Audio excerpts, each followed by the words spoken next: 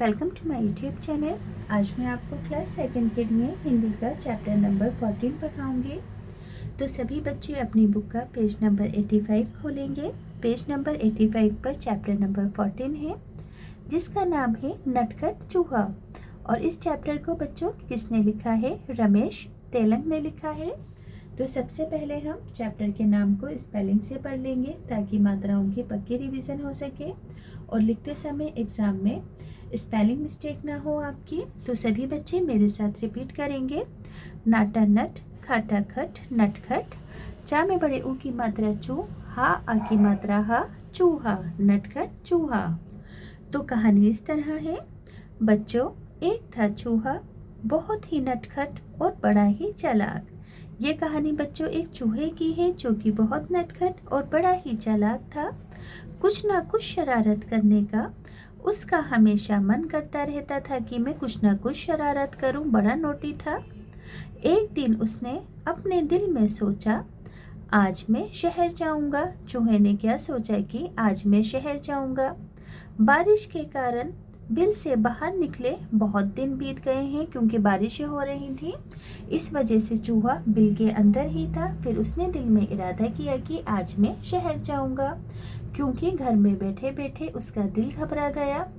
नटखट चूहा झटपट तैयार होकर शहर की ओर निकल पड़ा क्योंकि आज उसे शहर जाना था। वह मस्ती से झूमता हुआ चला जा रहा था कि रास्ते में उसे एक बड़ी सी कपड़े की दुकान दिखाई दी। दुकानदार अपनी दुकान खोलकर अंदर ही जा रहा था। रास्ते में नटखट चूहे को क्या दिखा? बड़े से कपड़े की दुकान दिखाई दी, बड़ी सी। दुकानदार अपनी दुकान खोलकर अंदर ही जा रहा था कि नटखट चूहा भी चुपचाप उसके पीछे अंदर चला गया। जैसे ही दुकानदार अपनी जगह पर बैठा, उसकी नजर चूहे पर पड़ी दुकानदार की। दुकानदार ने कहा, अरे तू मेरी दुकान में क्या कर रहा है? चल भाग यहाँ से। यानी कि दुकानदार ने चूहे को बाहर निकाला कि तू यहाँ क्या कर रहा है, चल बाहर निकल। चूहा बोला, मैं अपनी टोपी के लिए कुछ कपड़ा खरीदने आया हूँ।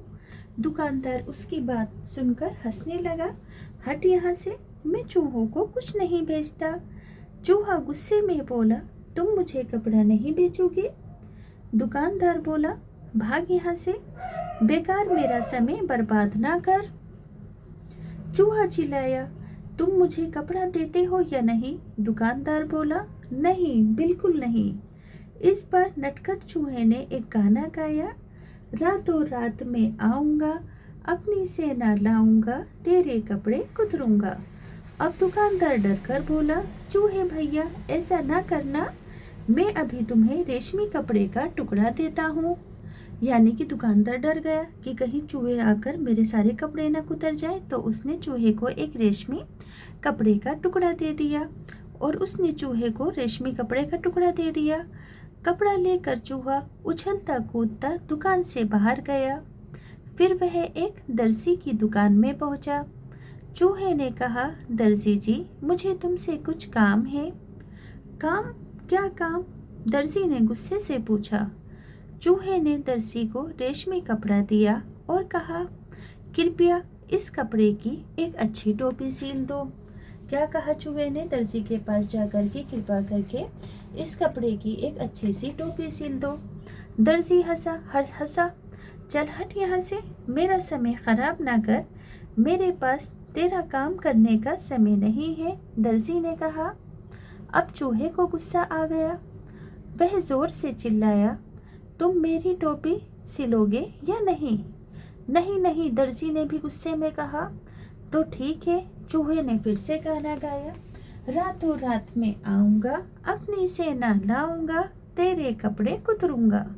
दर्जी ने कहा, चूहे भैया ऐसा ना करना, मैं अभी तुम्हारी टोपी बनाता हूँ। अब थोड़ी ही देर में दर्जी ने चूहे के लिए एक सुंदर सी रेशमी टोपी तैयार कर दी। नटखट चूहे ने इसे पहना और फिर अपना चेहरा टोपी को पहनकर उसने आईने में देखा। ये टोपी तो एकदम सादी है, मैं इस पर चमकीले सितारे लगवाऊंगा। चूहे ने मन में सोचा अपने आप को आईने में देखकर कि ये बिल्कुल सादी टोपी है और मैं इस पर चमकीले सितारे लगवाऊंगा। वे कूदता फांदता दुकान से बाहर निकल गया। वे सड़क पर शान से चल रहा था कि उसकी नज़र एक छोटी सी दुकान पर पड़ी जहां सुनहरे और रुपहले सितारे बिक रहे थे। अंदर जाकर वे इधर उधर उछलने कूदने लगा। दुकानदार ने कहा, अरे चल यहाँ से, तू यहाँ क्या करने आया है? चूहे ने जवाब दिया, मैं अपनी टोपी के लिए सुनहरे और रुपहले सितारे खरीदने आया हूँ।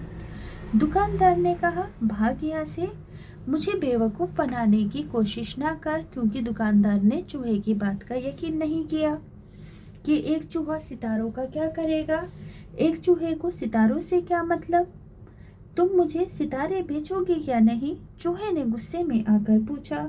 नहीं नहीं, मैं तुम्हें सितारे नहीं बेचूंगा, दुकानदार ने कहा।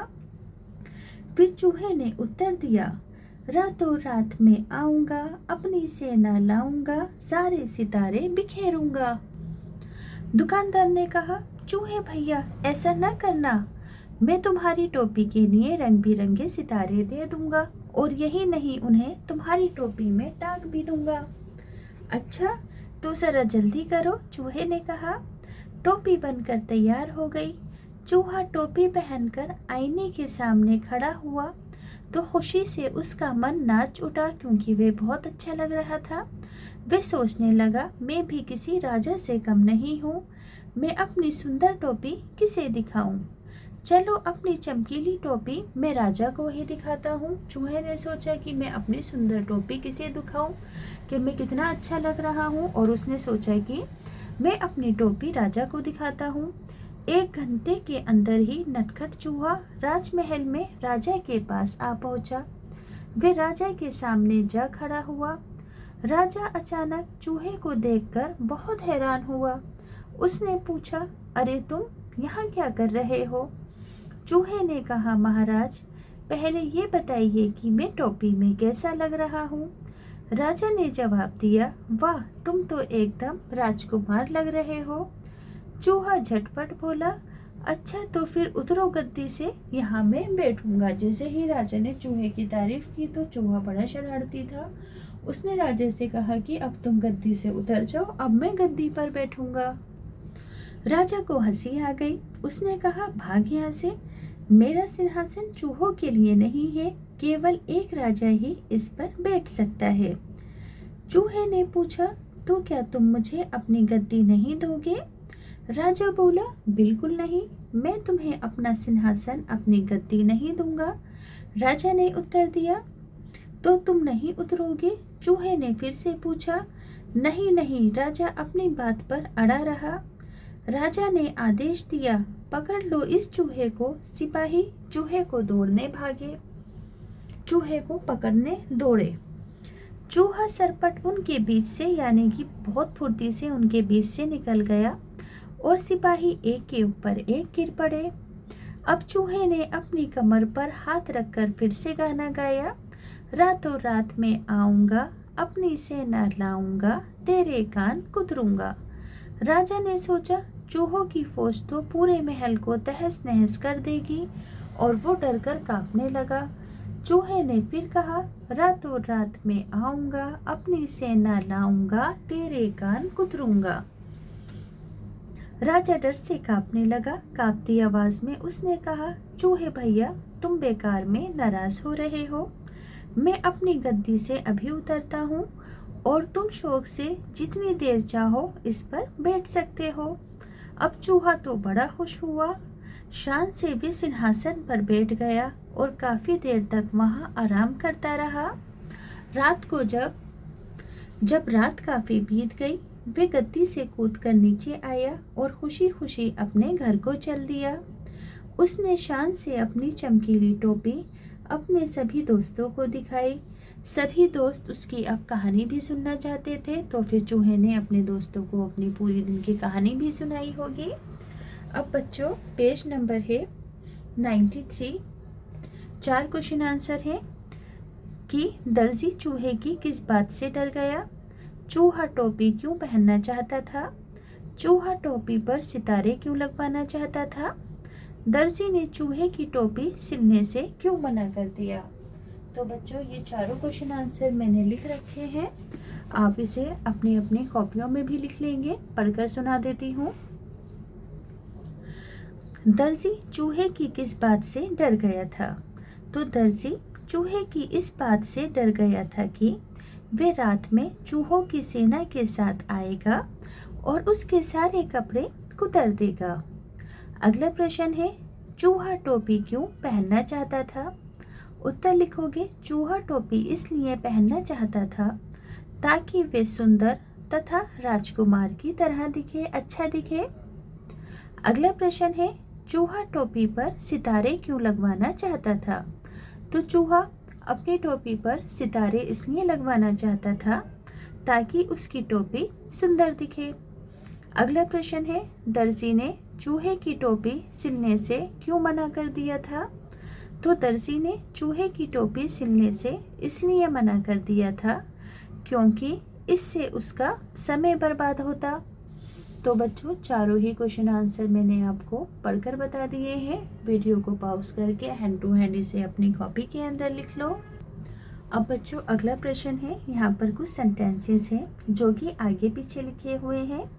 आपको इन्हें सभी को रीअरेंज करना है कि सबसे पहले क्या बात हुई थी।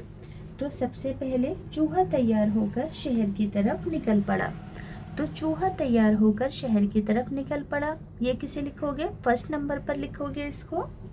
चूहे को रेशमी कपड़े की कतरन मिली, तो इसे सेकंड नंबर पर लिखोगे आप।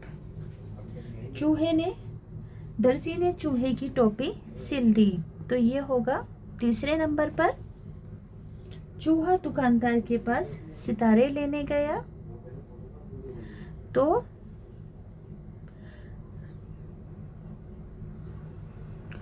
ये होगा चौथे नंबर पर। चूहा सितारे लेने गया। चूहा राजा के दरबार में गया, ये होगा पांचवें नंबर पर। चूहा राजा के दरबार में गया। फिर लास्ट में चूहा सिंहासन पर बैठ गया, ये होगा छठे नंबर पर। तो आप इसे पूरा का पूरा सीक्वेंस के अंदर लिख लोगे। यहाँ पर भी लिखा हुआ है मैंने, इसकी लास्ट वाली छठी लाइन में लिखनी भूल गई हूँ यहाँ पर। तो आप वीडियो पॉज करके ये 6 की 6 लाइनें लिख सकते हो, या इस तरह से यहाँ पे मैंने नंबर भी लिख दिए हैं, आप अपनी बुक से भी डायरेक्ट लिख सकते हो। अब अगला है तुम्हारी समझ से। तो यहाँ पर 3 प्रश्न हैं, पहला, दूसरा और तीसरा। बारिश के मौसम में ऐसा क्या होता है जिससे चूहा अपने बिल में से निकल नहीं पाया होगा? तो आंसर में लिखोगे कि बारिश के मौसम में हर तरफ पानी और कीचड़ होता है, इसी वजह से चूहा भी बिल से निकल नहीं पाया। अगला प्रश्न है इसका, कपड़े वाले ने, दर्जी ने, सितारे वाले ने चूहे की बात पर ध्यान नहीं दिया, तुम्हें इसकी क्या वजह, क्या कारण लगता है? तो क्या लिखोगे? किसी को भी चूहे के द्वारा टोपी सिलवाना हजम नहीं हो रहा था और ना ही चूहा उनको सभी कामों के पैसे दे पाता, इसलिए किसी ने भी चूहे की बात पर ध्यान नहीं दिया था, क्योंकि सबको लग रहा था कि चूहा तो टोपी पहनकर क्या करेगा, ये टोपी पहन नहीं सकता था, इसलिए किसी ने भी उसकी बात पर ध्यान नहीं दिया। इसका तीसरा प्रश्न है, क्या तुम्हें भी चूहा नटखट लगा और क्यों? तो लिखोगे, हाँ, मुझे चूहा नटखट लगा क्योंकि उसने अपनी शरारतों से अपने सभी काम करवा लिए, उसने अपनी टोपी भी सिलवा ली और राजा के सिंहासन पर बैठने में सफल रहा, इसी वजह से हमें चूहा शरारती लगा। आगे है अंगूठे की छाप से चूहा। पिछले साल फर्स्ट क्लास में तुमने अंगूठे की छाप से चिड़िया, अनार, गठरी, कठपुतली बनाई थी। अब अंगूठे की छाप की मदद से कुछ और चित्र बनाओ। तो सभी बच्चे अपने आप बना लेंगे सभी चित्र अंगूठे की छाप से। अंगूठे पे यहाँ पर आपको इंक लगानी होती है, ऐसे करके छापोगे तो चूहा, कुछ भी, कोई भी चीज़ बना सकते हो आप उससे। अगला पेज नंबर है 94। किसके पास जाओगे? चूहा अपने कामों के लिए बहुत से लोगों के पास किया।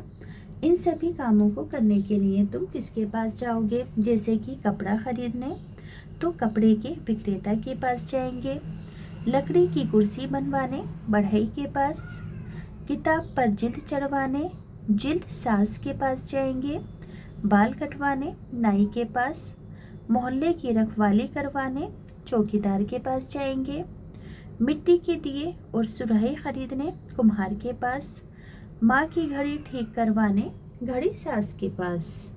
तो सभी बच्चे वीडियो को पॉज करके सभी आंसर अपनी अपनी कॉपीज में लिख लेंगे। अब हैं बच्चों यहाँ पर एक वचन और बहुवचन। जैसे कि हम एक खिड़की को खिड़की बोलेंगे और एक से ज़्यादा जब खिड़की होंगी तो उसे क्या बोलेंगे? खिड़कियाँ। तो यहाँ पर लिखा है इस कमरे में दो, यहाँ पर लिखा है खिड़की, इसे आप लिख दोगे खिड़कियाँ।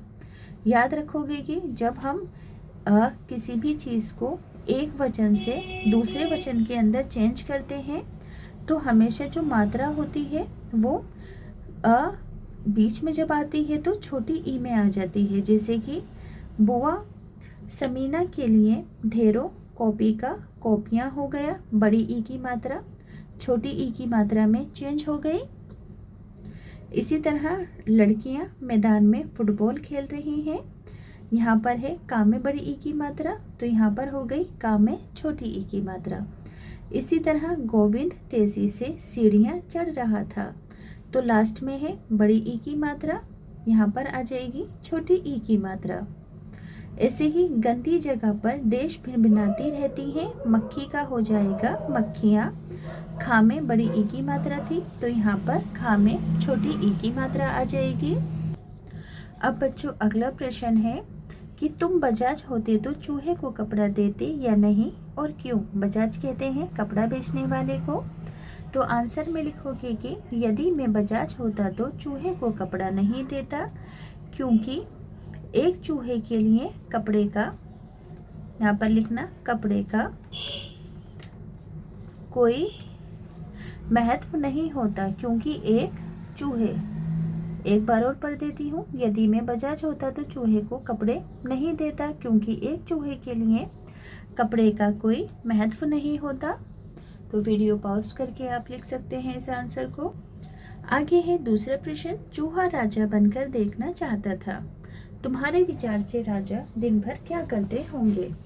तो आंसर में लिखोगे कि राजा दिन भर अपनी प्रजा के कल्याण यानी कि फायदे तथा अपने राज्य यानी कि अपना जो देश है उसकी रक्षा के लिए विचार विमर्श करते होंगे। क्या लिखोगे? राजा दिन भर अपनी प्रजा के कल्याण तथा अपने राज्य की रक्षा के लिए विचार विमर्श करते होंगे। अगला प्रश्न है, तुम चूहा बनना पसंद करोगे या फिर राजा और क्यों? तो लिखोगे मैं राजा बनना पसंद करूँगा। मैं राजा बनना इसलिए पसंद करूँगा ताकि लोगों की समस्याओं को हल कर सकूं और उनके दुख दर्द को दूर कर सकूं। ठीक, यहाँ पे सकू लिख देना, सा का में बड़ी ऊ की मात्रा चंद्रबिंदी कर सकूं। तो वीडियो को पॉज करके आंसर लिख लेंगे आप यहाँ से। आगे है, देखो बच्चों, दर्जी अपने काम में कैंची, फीते, मशीन, धागे आदि का इस्तेमाल करता है। ये लोग किन किन चीज़ों की मदद से अपना काम करते हैं? जैसे कि बढ़ई अपने काम में क्या क्या इस्तेमाल करता है? आरी और हथौड़ा। रसोइया किस किस चीज़ का इस्तेमाल करता है? बर्तन का और गैस का, और भी बहुत सारी चीज़ें हो सकती हैं, पर यहाँ पर 2 ऑप्शन लिखने के लिए कहे गए हैं। इसी तरह से डॉक्टर इंजेक्शन और थर्मामीटर का, कुम्हार मिट्टी, पानी, चौक, चाक और पहिए का, चित्रकार ब्रश का और रंग का, किसान बीज का और खाद का इस्तेमाल करता है। आगे है, देखो, दर्जी शब्द में रा की आवाज़ आई है जिसके ऊपर ऐसा निशान लगाकर लिखा जाता है। ऐसे ही कुछ और शब्द लिखने हैं। देखो, कुछ शब्दों में जो रा है इसको आधा रा भी कहते हैं। क्या कहते हैं इस निशान को? आधा रा। जैसे कि हम लिखेंगे धर्म, तो धा माँ में लिखेंगे आधा रा। ठीक, धर्म। तो जिस भी अक्षर के ऊपर आधा रा लगा होता है उससे पहले रा को पढ़ा जाता है। तो हम इसे क्या पढ़ेंगे? धर्म। अगर देखो पूरा रा लिख देंगे तो ये क्या हो जाएगा? धर्म। तो धर्म तो नहीं होता है, धर्म होता है, इसलिए इस तरह से आधा रा लिखते हैं। यानी कि आधा रा जिस शब्द पर लगाया जाता है उसे उस शब्द से पहले पढ़ा जाता है। तो कैसे पढ़ा है हमने इसको? धा, रा में हलक लगा दो, आधा रा, मा, धर्म। तो ऐसे ही कुछ शब्द लिखने हैं, जैसे कि बर्फी, मर्जी, सर्दी, कर्ज, हर जाना, और लास्ट में मैंने लिखा मर्द।